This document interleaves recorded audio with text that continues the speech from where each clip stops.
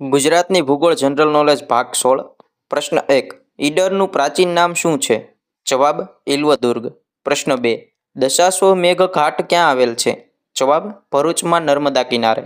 પ્રશ્ન 3 પીપાવાવ કઈ નદીના મુખ પર આવેલું છે? જવાબ ચોલાપુરી. પ્રશ્ન 4 મુન્દ્રા બંદર કઈ નદીઓના સંગમ પર આવેલ છે? જવાબ ભૂખી અને કેવડી. પ્રશ્ન 5 આણંદની પોલસન ડેરીની સ્થાપના કોણે કરી હતી? જવાબ પેસ્તનજી એદલજી પોલસન. પ્રશ્ન 6 ધાંગધ્રા શાને માટે જાણીતું છે? જવાબ સોડા એશ. પ્રશ્ન 7 ઢેલડીનગર કયા શહેરનું એક પ્રાચીન નામ છે? જવાબ મોરબી. પ્રશ્ન 8 દુધરેજ કઈ જ્ઞાતિના લોકોનું તીર્થસ્થાન છે? જવાબ રબારીઓનું. પ્રશ્ન 9 કયું સ્થળ વાસુકી નાગની ભૂમિ કહેવાય છે? જવાબ તરણેતર. પ્રશ્ન 10 શંખ સરોવર ક્યાં આવેલું છે? જવાબ બેટ દ્વારકા. પ્રશ્ન 11 ત્રિવિક્રમ મંદિર ક્યાં આવેલું છે? જવાબ દ્વારકા. પ્રશ્ન 12 ગાંધીનગર અને ખેડા જિલ્લાને કઈ નદી અલગ કરે છે? જવાબ વાત્રક નદી. પ્રશ્ન 13 ગુજરાતના કયા જિલ્લામાં બિલકુલ વન વિસ્તાર નથી? જવાબ દેવભૂમિ દ્વારકા. પ્રશ્ન 14 પાંડેસરા ઉદ્યોગનગર વિસ્તાર કયા શહેરની પાસે આવેલ છે? જવાબ સુરત. પ્રશ્ન 15 શિહોરમાં કયો ઉદ્યોગ વિકસ્યો છે? જવાબ તાંબા પિત્તળના વાસણોનો. પ્રશ્ન 16 દામોદર કુંડ ક્યાં આવેલ છે? જવાબ જૂનાગઢ. પ્રશ્ન 17 રાજ્યનું સૌથી મોટું બંદર કયું છે? જવાબ કંડલા બંદર.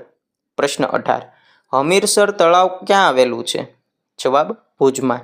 પ્રશ્ન 19 માતાનો મઢ ક્યાં જિલ્લામાં આવેલ છે? જવાબ કચ્છ જિલ્લામાં. પ્રશ્ન 20 આઈના મહેલ ક્યાં આવેલ છે? જવાબ ભુજમાં. પ્રશ્ન 21 ઓશો નિયો સંન્યાસ કોમ્યુન સેન્ટર ક્યાં આવેલ છે? જવાબ પાલાવાસણા મહેસાણા. પ્રશ્ન 22 ગુજરાતમાં કુલ કેટલી તાલુકા પંચાયત છે? જવાબ 249. પ્રશ્ન 23 પાપડ ઉદ્યોગ માટે કયું સ્થળ જાણીતું છે? જવાબ વાલોડ. પ્રશ્ન 24 આદિવાસીઓની સૌથી વધુ વસ્તી કયા જિલ્લામાં છે? જવાબ દાહોદ જિલ્લામાં.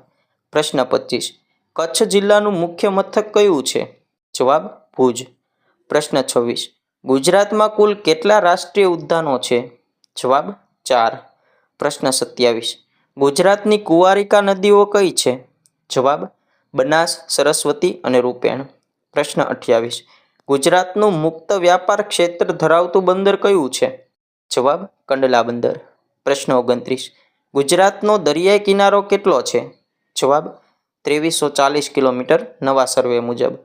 પ્રશ્ન 30 કડાણા યોજના કઈ નદી પર છે? જવાબ મહી નદી પર. આવા જ ગુજરાતી જનરલ નોલેજના વિડીયો જોવા માટે અત્યારે જ વિડીયોને લાઇક કરો, ચેનલને સબસ્ક્રાઇબ કરો અને આ વિડીયોને તમારા મિત્ર વર્તુળમાં શેર કરી દો.